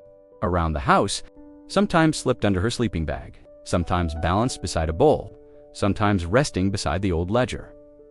One said, "The woman in the picture is still here." Another, "The chimney listens. Not all of it, just the middle part." And once, "Don't throw away the velvet. She doesn't like that." Rachel kept them all tucked into the back of her journal, unsure what to make of them. She tried to get Lily to speak during the day, offering warm food, little walks, a trip to the used bookstore in town, but Lily only smiled faintly and wrote when she needed to be understood. Then, one night, Rachel watched from the doorway. As Lily knelt beside the chimney, she had another note in her hand. Her small fingers folded it precisely, smoothed the edges, and placed it back into the cavity with careful intention. She stared at the space for several seconds before whispering loud enough for Rachel to hear. Rachel stepped closer. "What did you say?" Lily turned. Her lips didn't move. Instead, she held up the empty palm where the note had been, then pointed to the chimney. Rachel crouched down. The note was already gone. At first, she thought Lily might have pushed it deeper, but the hollow space was shallow and empty. No breeze, no air draft, just gone. She ran her hand along the edge. Nothing. That night, Rachel barely slept. She lay awake listening to the house creak, waiting for Lily's breathing to steady, then got up and checked the chimney again. No note, just a faint scent of soot and something else like dust warmed by memory. When she returned to bed, she found a note resting on her pillow. It was folded in Lily's style, sealed with a single piece of dried tape dot inside. It said, "She reads everything, but only if you mean it." Rachel lay back, eyes on the dark ceiling. She didn't know who she was, but Lily clearly did. The attic wasn't much of an attic anymore, just a crosshatch of blackened rafters and splinters beneath a sky that had long since taken the roof. The fire had gutted everything above the second floor, but Rachel had started clearing debris. From the upper corners anyway, brushing aside nests of dry leaves, old nails, and charred insulation. She wasn't sure what she was looking for. Maybe just trying to make the place less broken. Maybe hoping to find something else left behind. It was Lily who pointed it out. They had been climbing together, Rachel steadying the ladder while Lily peered upward with a flashlight. She shined the beam across the beams and paused, tilting her head. "What is it?" Rachel called up. Lily didn't answer. Instead, she carefully reached between two boards, her hand disappearing into the gap near a warped joist. When she pulled it back, she was holding a book. The cover was wrapped in cloth dark green, once soft, but now stiff with soot. It looked handmade. The corners were frayed, the spine stitched in thick thread. Lily climbed down without a word and handed it to Rachel. It didn't look like it should have survived a fire, but it had. Perfectly inside, the pages were yellowed, but intact. The handwriting was narrow and consistent, written in ink that had barely faded. The first page bore a name in fine cursive, Everly Connors, and below it, January-March 1931. Rachel's breath caught. She sat down on the floor beside the old fireplace cavity, opened to the first entry, and began reading. January 3rd, I've decided to keep this record in secret, not because I'm doing anything wrong, but because they'll twist it if they find it. They've twisted everything else. Marshall keeps telling me to stay quiet, but I can't not when people are trusting us with everything they have left. January 12th, another woman came today. She brought a wedding ring and a photograph of her son. Said it was all she had to secure the loan. I told her no, told her to take it back, but she cried so hard she nearly fell over. So I took the items and promised she could return for them. In March, I recorded the amount. I sealed them in the chimney. Rachel blinked. The chimney dot. She turned to the next page. January 19th, Marshall's ledger doesn't match mine. I've told him that twice. I don't think he's keeping accurate track. Or maybe he is, but only of the names he cares about. I've begun a second list. I keep it in my apron when I'm working. I won't let anyone be erased just because they don't matter to the men in charge. February 2nd. I heard them arguing outside the back door. I know one of them said my name. I know they want me out of it.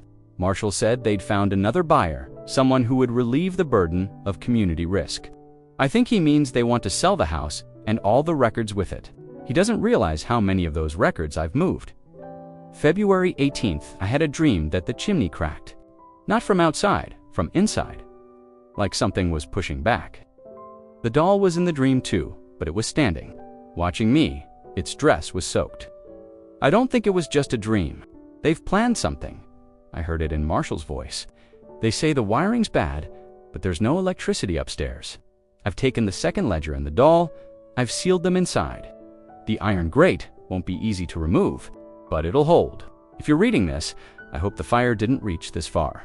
I hope you're not Marshall. There were no more entries. The journal ended with a blank page.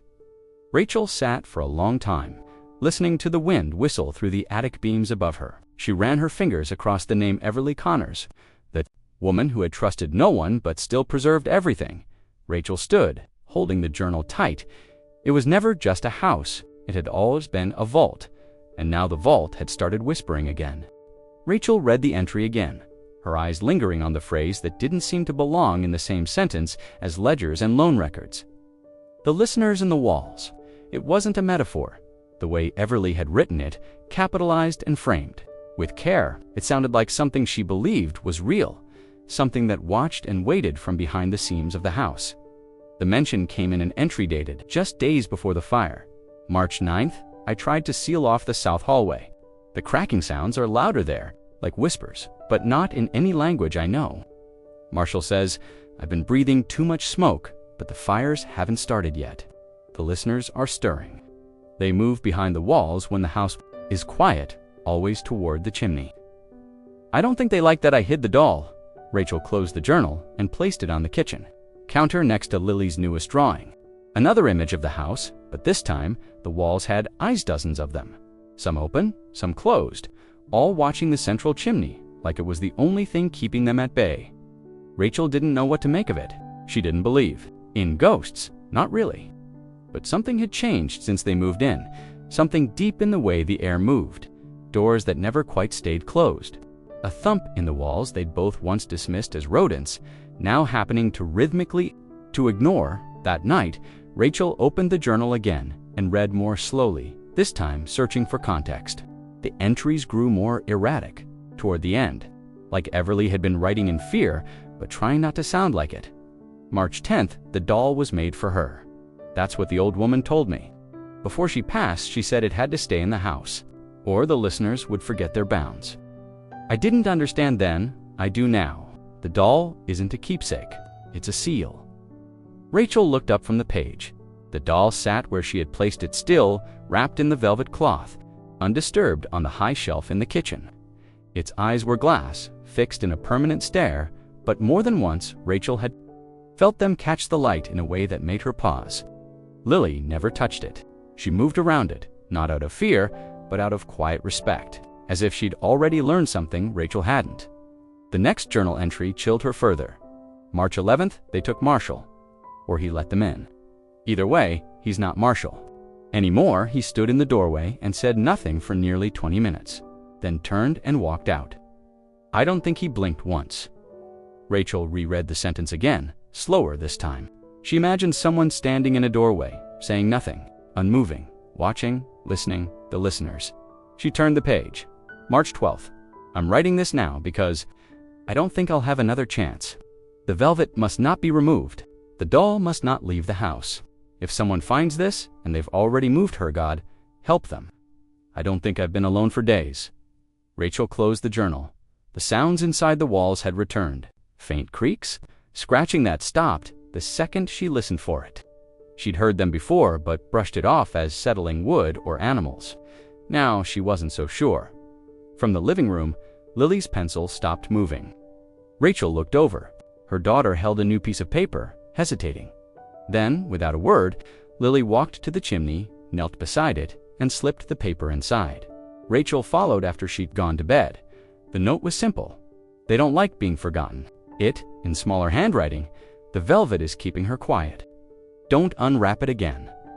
Rachel folded the paper back up and left it exactly where Lily had placed it. She didn't sleep that night, not out of fear, but because the house no longer felt empty. It hadn't since the day they arrived, and now she finally knew its name. The knock came just after noon. Rachel was scraping soot from the corner of what used to be the pantry floor. Using an old butter knife, and a bucket of vinegar water. She hadn't heard a car pull up, just the sharp rap of knuckles against the wooden frame of the doorway, where a door no longer hung. Lily was outside in the yard, drawing with sticks in the dirt, her long sleeves pulled over her hands. She looked up and froze when she saw the woman. Rachel stood, wiping her hands on the hem of her shirt. The visitor held a clipboard and wore a gray cardigan over a pale blouse. Sensible shoes, soft voice. "Hi, are you Rachel Ellison?" Rachel nodded slowly. "Can I help you?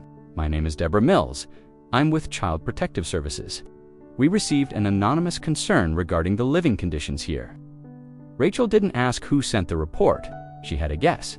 Her sister had been threatening for weeks, ever since she'd learned about the auction house through a mutual cousin. Rachel hadn't even told her. Word had spread, and judgment followed fast. "I understand," Rachel said. "You're welcome." To look around, the woman blinked, surprised by the lack of protest. "I'll need to speak with your daughter as well." Rachel nodded. "She's just there." She motioned toward the yard, "but she doesn't talk much. She writes." Deborah made a note on her clipboard and stepped carefully through the frame, the toe of her shoe crunching faint charcoal as she entered what remained of the kitchen. Her eyes moved slowly, pausing on the makeshift shelves Rachel had fashioned. From crate wood, the fold-out table, the solar lanterns, the water jugs lined neatly on the far wall. Rachel had done everything she could to make the space safe clean. Dry, organized. Then Deborah's eyes stopped. She was looking at the chimney. Rachel watched as her expression shifted, subtle but unmistakable. Not disgust, not concern. Something else. Her pen stopped moving. "Is that original to the house?" she asked, her voice quieter. Rachel nodded. "It's the only thing that didn't burn." Deborah stepped closer, her head tilting slightly as she examined the bricks. "It doesn't match the rest of the structure." Rachel didn't respond. The social worker crouched, peering at the spot where the doll had once been found. Her fingers brushed the mortar lines, but she didn't touch the cavity. She didn't even look inside. Instead, she stood abruptly, her breath catching faintly, and turned back to Rachel. "I'd like to speak with your daughter now." Rachel led her outside, watching as Lily glanced up warily. Rachel nodded to her gently, and Lily rose to her feet, holding her notepad tightly. They sat on the porch steps. Rachel couldn't hear what was said, but she saw Deborah hand Lily a pen. Lily wrote something. Deborah read it. Her lips parted, but no words came. She looked at Lily again, then back at the house. The visit ended quickly after that. Deborah walked back to her car with careful steps, her shoes crunching over gravel as if the ground felt uncertain beneath her. Before she opened the door, she turned back to Rachel. "I have to file a report," she said, but she hesitated. "I'm going to recommend continued observation, not removal." Rachel didn't move. "Why?" "Because she's not in danger," Deborah said slowly, and because she trailed off, choosing her words. "Some homes have their own history. Some shouldn't be interrupted." Rachel said nothing. Deborah added, "Keep her warm, keep her safe, and don't try to rebuild what doesn't want to be rebuilt." Then she stepped into her car, shut the door, and drove away without looking back. Rachel watched until the vehicle disappeared down the road. That night, she found a new drawing tucked under her pillow. Lily had sketched the woman who came today. Only now, in the drawing, she was standing beside the chimney, one hand resting on it, gently, eyes closed, as if listening. The front door hadn't latched since the fire. The entire frame was warped, the hinges half melted, and the wood itself splintered down the center. Rachel had removed what was left of it days ago, propping the jagged slab against the side of the house and sweeping away the rotted threshold with a push broom. The open space let in light and errand animals, occasionally, but Rachel felt safer being able to see out. There was nothing left to steal. And yet, twice that week, she returned from town to find the entrance blocked, not just close-locked. From the inside, the first time, she assumed it was the wind. A heavy board had fallen across the doorway, wedged between the wall studs. Lily was at school that day, and no one else had access. It took Rachel 10 minutes to shove the board loose enough to enter. She chalked it up to shifting wood, maybe a collapse, and didn't think much of it until it happened again. The second time, the replacement frame she'd rigged, a salvaged screen door, with a screw-in latch was bolted shut. The latch hadn't been installed before she left. She'd just balanced the frame loosely against the house to test the fit. But when she returned, it was perfectly upright, and the latch, which required turning a steel screw through a drilled hole, had been fastened tight. Rachel stood outside for nearly 15 minutes that afternoon, staring at the door. She had the drill in the car, but she hadn't brought it. With her, no one should have been able to fasten the latch from inside. No one was supposed to be inside. She ended up climbing through the kitchen window, slipping over the sink, and brushing soot from her jeans. She checked the house, stairs, downstairs, even the narrow attic slats butt. Everything was as she left it.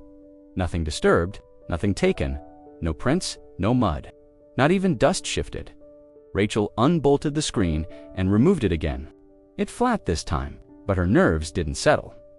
That night, after Lily had fallen asleep beside the small camping lantern, Rachel returned to the front room. She stood in the open doorway, arms crossed, watching the wind rustle weeds at the edge of the property. The stars were clear. The house was still. No animals, no footsteps, just silence and moonlight. She dragged the doorframe out to the yard and leaned it against a tree. The next morning, it was back, upright, in place, and latched. Rachel froze in the yard, staring at it, her breath visible in the morning air. She walked to the door slowly, touched the latch. It was cold, not chilled by weather cold, like something buried. She opened it. The air inside smelled faintly of burnt cedar and damp velvet. She didn't say anything to Lily, not that day. Instead, she made coffee and sat quietly, watching her daughter draw at the corner of their makeshift table. Rachel's hands trembled, only slightly when she took the first sip. Later, as she swept the living room, she found something near the fireplace wedged between the baseboards where the bricks met the floor. A key-old iron. Worn smooth at the edges, Rachel turned it over in her hand. No markings, no teeth, just a blunt cylinder with a hollow end. She placed it in the kitchen drawer. Next to the folded notes Lily left in the chimney. That evening, while putting away their bedding, she noticed a slip of paper tucked into Lily's sketchbook. It was in Lily's handwriting, though she hadn't seen her write it. She's only locking it when she's nervous. You didn't mean to scare her, but she's not used to guests. Rachel didn't ask who she was. Instead, she pulled the blanket up around Lily's shoulders and turned off the lantern. Somehow, the night felt quieter than before, as if the house, or whatever remembered how to be one, had settled into itself again. Rachel noticed the first note by accident. She had gone to add another layer of insulation behind the hearth-just folded blankets and cardboard. Really Ann saw a square of paper tucked gently between two bricks near the back of the fireplace cavity. It wasn't crumpled or discarded. It had been placed there purposefully, folded once with careful hands. She opened it. The handwriting was small and round, unmistakably Lily's. Dear Mrs. Everly, I hope the doll is warm. Mom says velvet helps keep the cold out. I think you probably knew that already. Do you miss your house? I'm trying to draw it the way it looked before. I hope that's okay. Rachel read it twice, the words slow to sink in. Lily hadn't said anything about writing letters. She hadn't mentioned the name since they'd found the journal. But now, here she was, leaving messages like the chimney was a mailbox. Rachel didn't remove the note. She refolded it and placed it back where she found it. The next day, there was another dot. Hi, again. I had a dream about you. You weren't scary.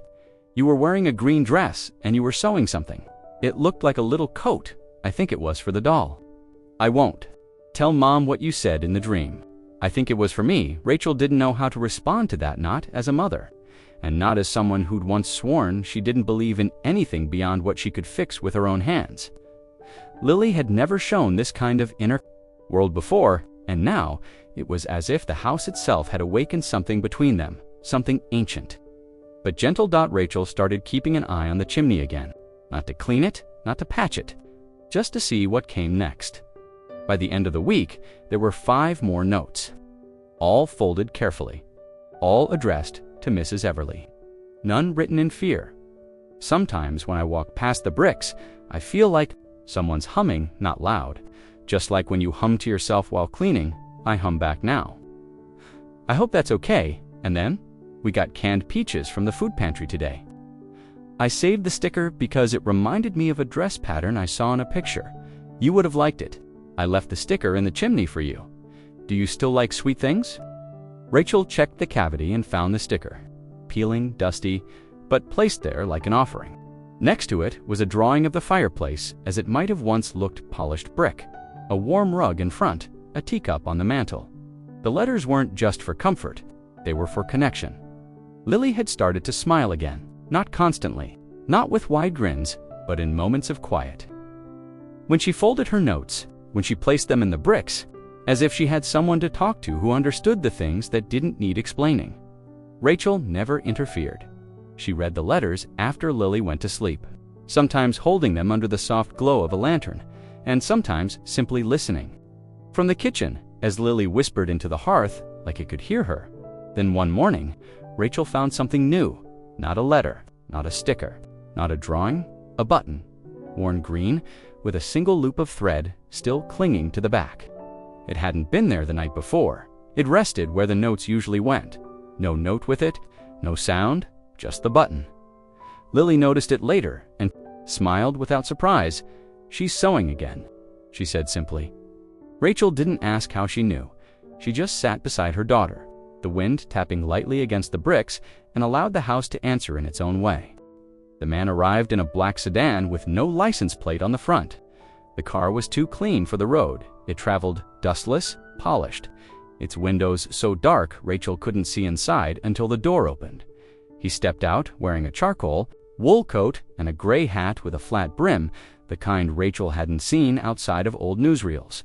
His shoes were polished, his tie pin straight. He carried nothing but a leather briefcase and a sense of complete ease, as though arriving at a half-burned structure in the middle of a forgotten lot was standard. Procedure. Rachel was stacking firewood by the side of the house. She watched him walk the dirt path up to the missing doorframe and stop exactly 2 feet from it, eyes fixed on the chimney. "Ms. Ellison," he asked. She didn't answer right away. The way he said her name made her uneasy, not unkind, but certain, like he'd rehearsed it. "I'm Thomas Lane," he continued, "legal representative of Consolidated People's Trust." "I understand you've taken possession of this property." Rachel raised an eyebrow. "The bank's been gone for nearly 100 years. He smiled politely.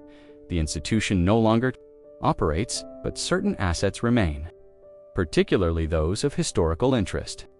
He stepped closer, pulling a folded document from his briefcase and holding it out for her. Rachel didn't take it immediately. When she did, she noticed the parchment was old, not artificially aged, but genuinely brittle at the corners. The writing was hand-inked with flourished signatures at the bottom. One of them read Everly Connors, Custodian Pro Tem. "This is a legacy deed," Lane said, "for custodial safekeeping of ledgers, held off books, per agreement with account holders.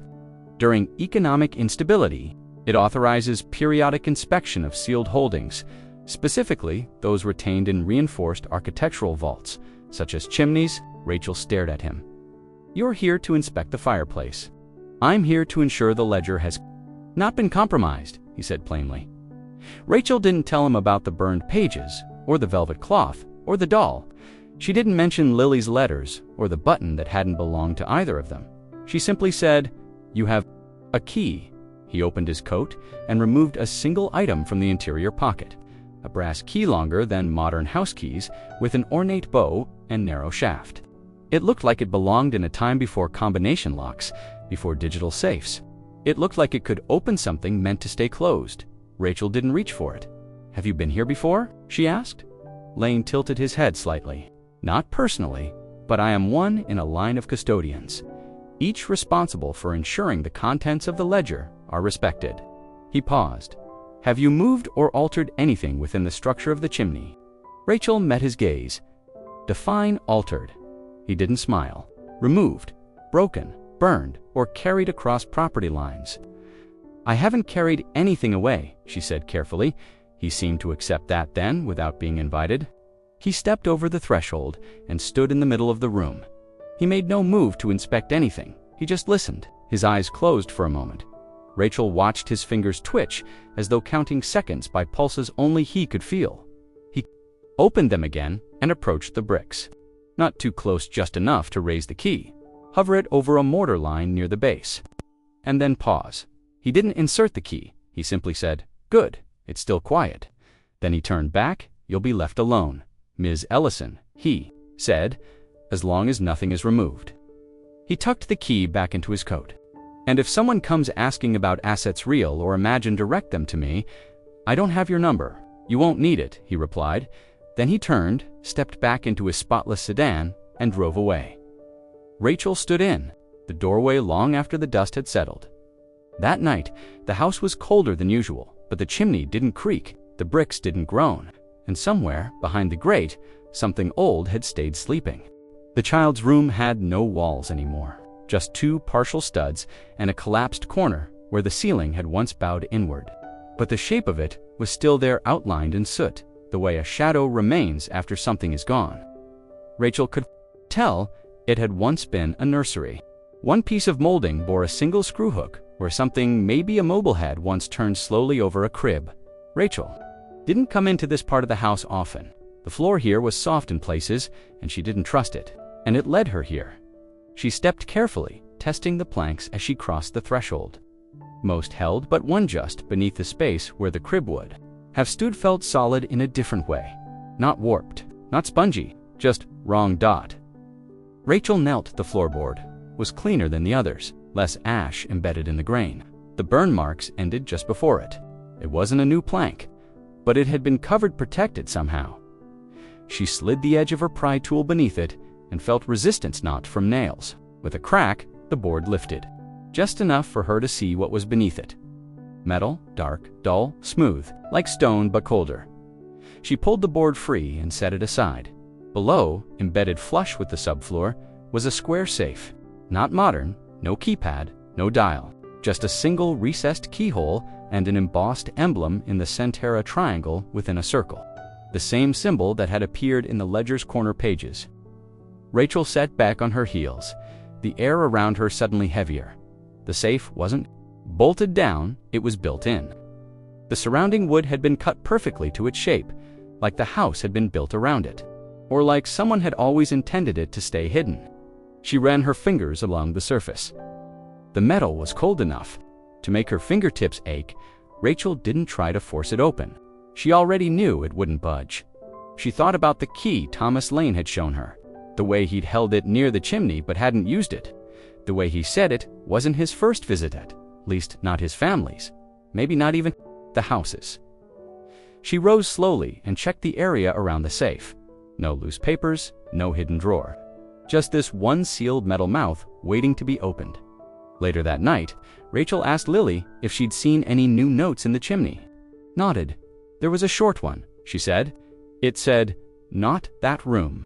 Not alone, Rachel didn't tell her about the safe, but she couldn't stop thinking about the timing. How the message had appeared only after she'd opened the floor. How whoever had written it, or placed it, already knew. That night, she couldn't sleep. She got up once around 2 a.m. and walked quietly back to the former nursery. She didn't bring a light. The moon gave enough.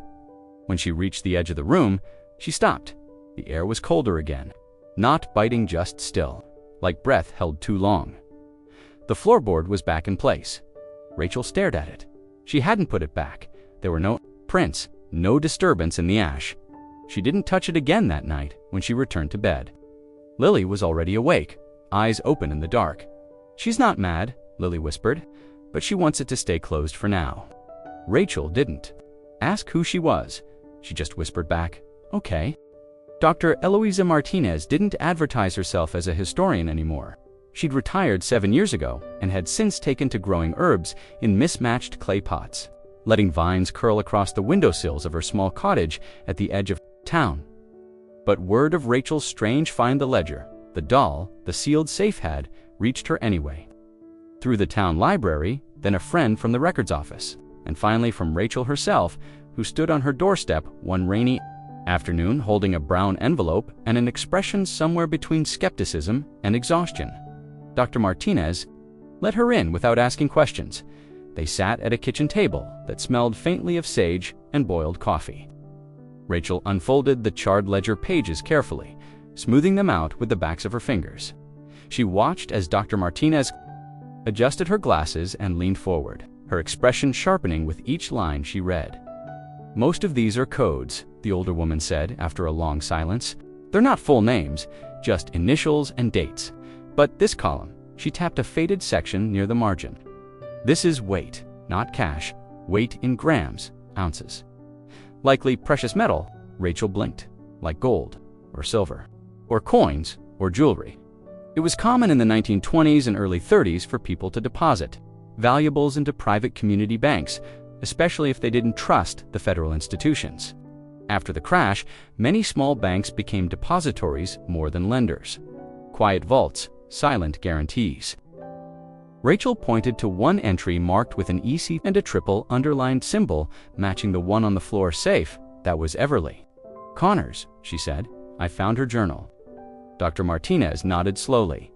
"Then she wasn't just a bookkeeper, she was a custodian. Probably the last one." Rachel hesitated. "Do you think she started the fire?" Dr. Martinez looked up sharply. "No," she said, her voice steady. "But I think someone wanted the ledger to disappear. Not because of the money, but because of what was being recorded." She gestured to another column, nearly unreadable. "These aren't just deposits. These are disbursements, outgoing values, marked only with initials. Not matching the deposits, it's as if the assets were being redistributed off the record." Rachel frowned. "You mean stolen? Or hidden? Or laundered? But the pattern is strange. Look at these intervals. Every month, almost to the day, a perfect cycle. It's systematic, not chaotic. Someone was doing this deliberately and quietly." She flipped a page gently and pointed to the last complete line before the charring overtook the paper. The entry was marked with a date, April 14th, 1931. "That's the day before the fire," Dr. Martinez said. Rachel leaned closer. The amount listed was far larger than the rest, triple the average, with a red mark beside it that bled out from the ink. She hadn't noticed it before. The fire destroyed the bank, the ledger, and any legal documentation tying individuals to these withdrawals, the historian continued. "But if you found this, if you still have it, means someone tried to preserve the record. Maybe Everly, maybe someone who trusted her." Rachel sat back, the air heavier now, so the fire. "It wasn't random, no," Dr. Martinez looked at her closely. "It was the final transaction." They both sat in silence. Then Rachel said quietly, "There's a safe beneath the nursery." Dr. Martinez blinked. "Still sealed." Rachel nodded. "And the key?" Rachel didn't answer. She didn't have to. Dr. Martinez reached into a drawer and pulled out a small cloth case. From inside, she unfolded a pair of cotton gloves, kind used for handling fragile documents. "When you're ready to open it," she said, "don't do it alone." Rachel reached for the ledger and began folding the pages again. The rain against the window had stopped, but the silence that followed it felt thicker than before. As Rachel stood to leave, Dr. Martinez added one last thing. "If Everly preserved the ledger," she said. Then she knew exactly what she was protecting. Not just money, but people, names, truths someone wanted buried. Rachel nodded once, tucked the envelope under her arm, and stepped back into the gray light of late afternoon. She didn't go straight home. Not yet. She drove slowly, past the corner where the bank once stood, past the grocery store where the white glove had first appeared. Then she turned back to the house, and for the first time, she looked at the chimney not as ruins, but as a vault that had refused to forget. The rain started without warning. No distant thunder, no shift in the clouds, just a sudden downpour that fell straight and fast, soaking the ground in seconds. Rachel was inside at the time, boiling water over the camp stove she'd set up. Near the back wall, trying to make tea, Lily was curled on the sleeping bag, sketching again another version of the house, this time with new windows. The first thing Rachel noticed wasn't the sound of the rain, but the change in light. A soft, reflective shimmer crept across the floor where the roof beams no longer reached. It wasn't just water, it sparkled faintly, like light catching on foil. She stepped toward the chimney. A stream of water was running from it again, but not like the thick tar-like drops from before. This time it moved quickly, in narrow ribbons, pouring down the side bricks and onto the foundation stone. The rain had hit something deep inside and pulled it forward, but it wasn't black. It wasn't clear either. It was silver, Not quite mercury, not quite metal, just as shin dancing and slipping over the surface like liquid light. Rachel stepped outside. The rain was cool, not cold, and the air smelled of iron and ash. She followed the water's path as it trickled down the cracked mortar and pooled. Beside the front steps, where it gathered, the soil turned dark, then light again like the color was draining away and leaving. Behind something reflective, the pattern forming wasn't natural. It curved and branched like frost across a window, symmetrical and spreading. Rachel crouched to touch it, but stopped an inch away.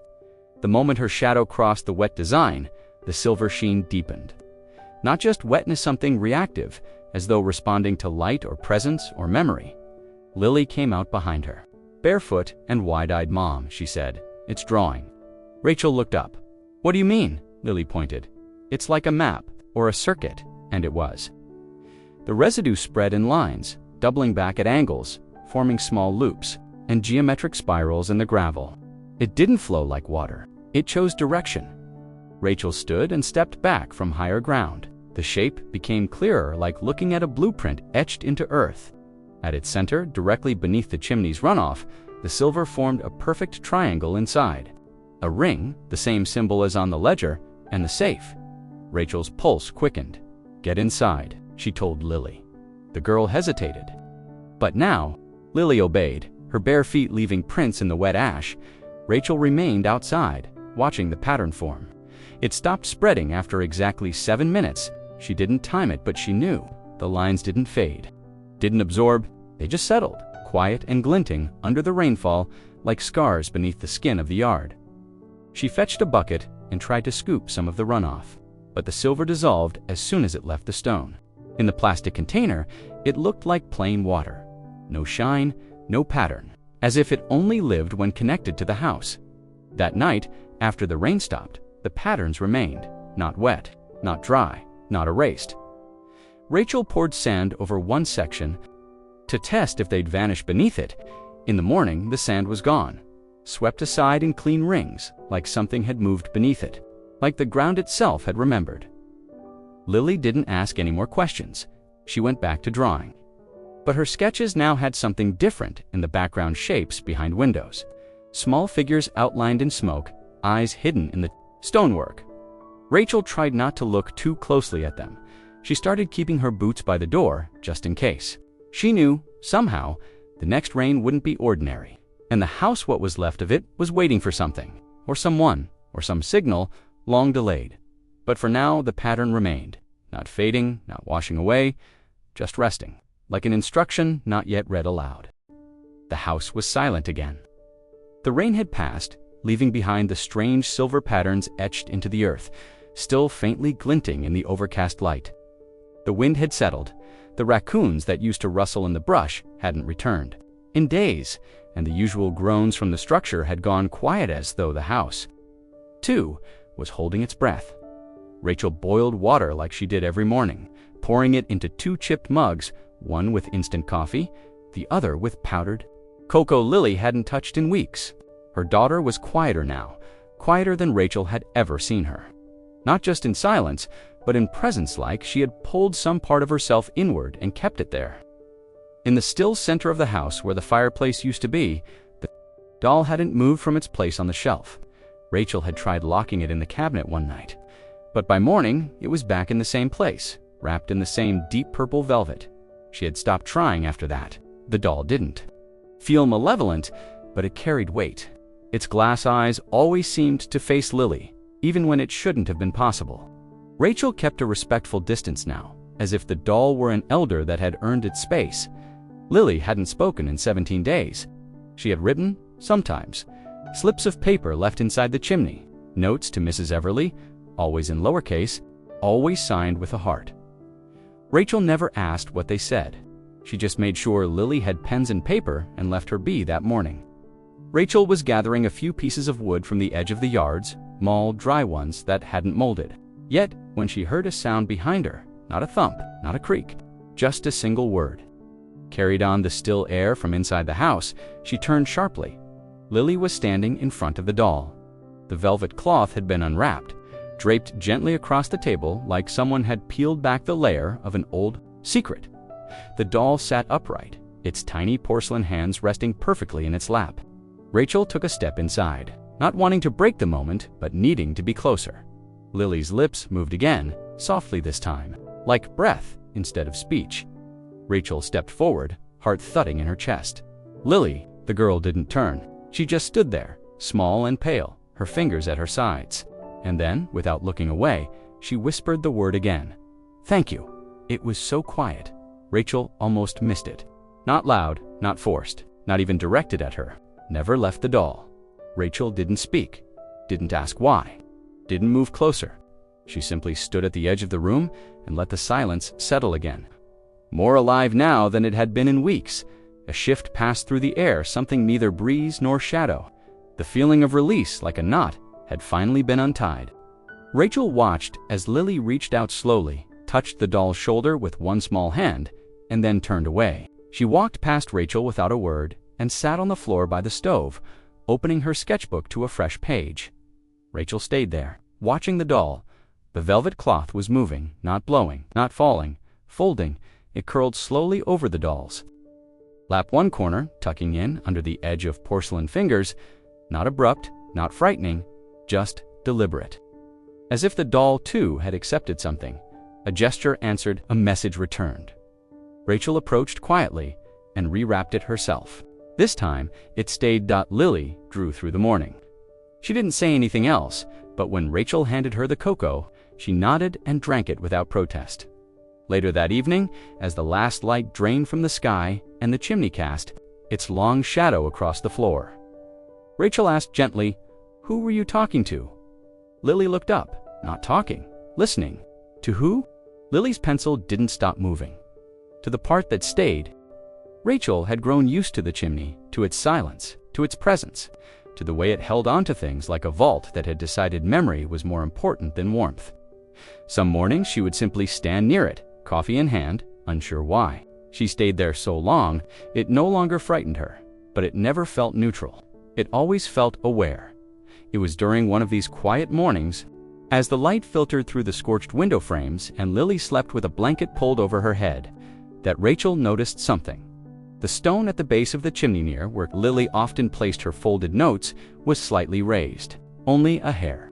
Enough to catch the edge of her boot when she walked past. She crouched and brushed her fingers along the line. It wasn't a stone exactly. It was a panel, a piece of old metal, rusted at the edges, set flush with the surrounding soot-darkened brick. No handle, no hinge.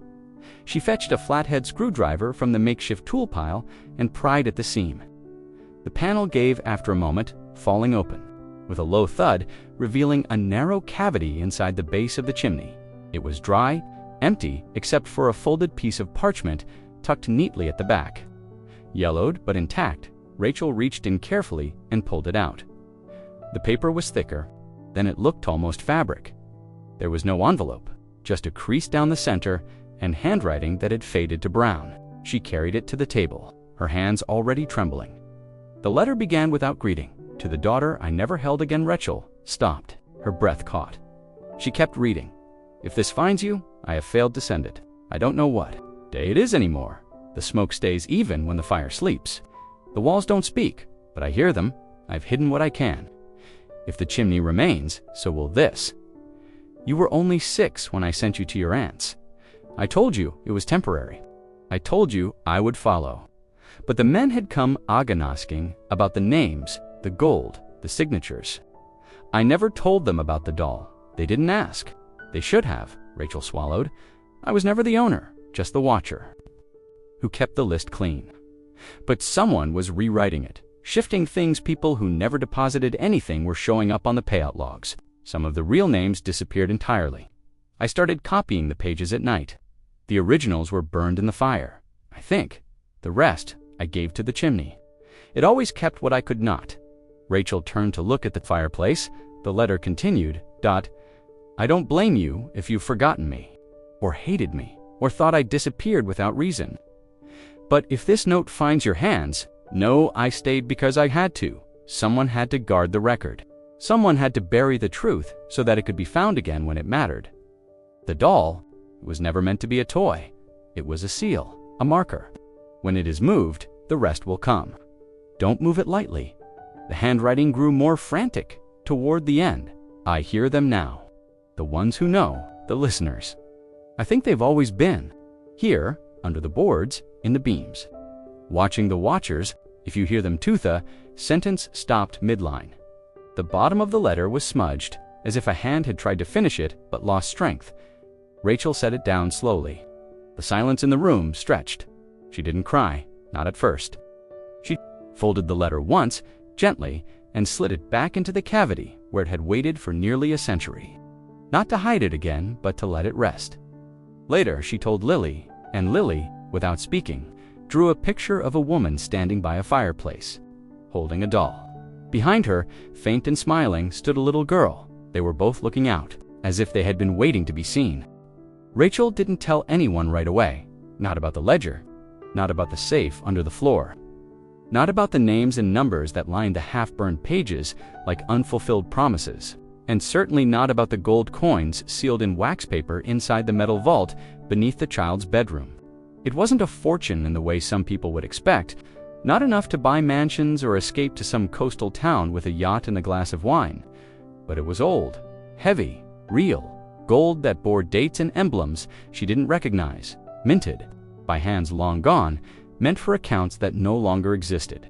It was the kind of treasure that came with history, not luxury, and with questions, the kind no one wanted asked.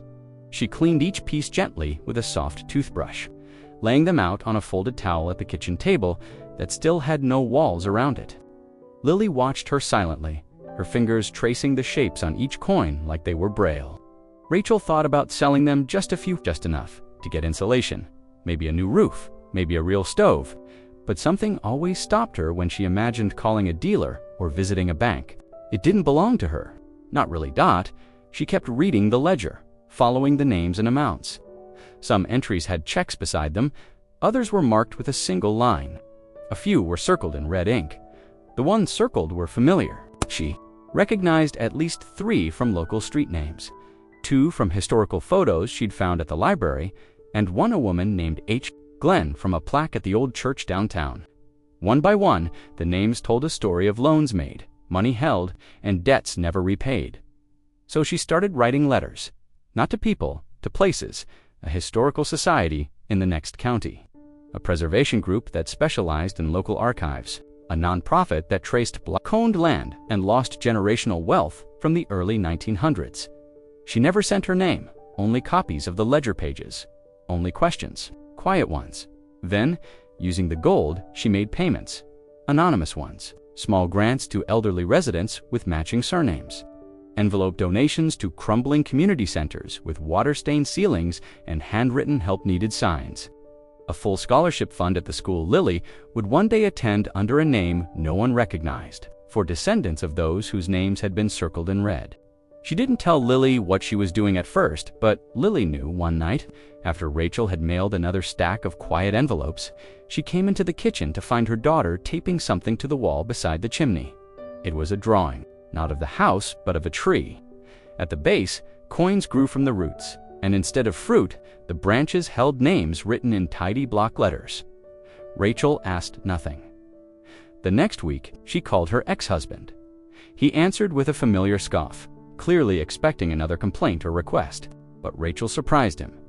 "I want you to sign the papers," she said. "I'm keeping the house." "You don't get a say," he laughed. "That pile of ash?"